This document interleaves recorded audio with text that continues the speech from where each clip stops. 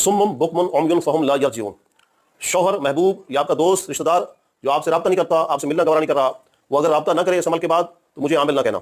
ये अमल हर उस महबूब के लिए, दोस्त के लिए, रिश्तेदार के लिए, शौहर बीवी के लिए, बीवी शौहर के लिए कर सकती है जो उससे बात नहीं तक करने को तैयार नहीं है और उससे मिलना, उससे बात करना गवारा नहीं है। अगर शौहर बैरून मुल्क है किसी का और लोगों की बातों में आके उससे मिलना, जो बात करना छोड़ दिया उसने, उससे लड़ता झगड़ता रहता है या घर में है, वतन में है और फिर भी अपनी बीवी को टाइम नहीं दे रहा, ये बीवी उसके लिए अमल करे तो इंशाअल्लाह फौरन शौहर उससे रब्ता करेगा, उससे बात करेगा, उससे माफी मांगेगा। और इसी तरह बीवी शौहर के लिए, शौहर बीवी के लिए अमल कर सकती है। महबूब के लिए, दोस्त के लिए आप अमल करें। और ये अमल करने से पहले आपने क्या करना है, तस्वीर लेनी है। तस्वीर लेने के बाद उसके ऊपर आपने ये पढ़ना है, या आयत सुम्मुम बुकमुन उम्युन फहुम ला यरजिऊन। एक बार पढ़ने के बाद आपने उस पर 7 बार फूंक मारना है तस्वीर पे।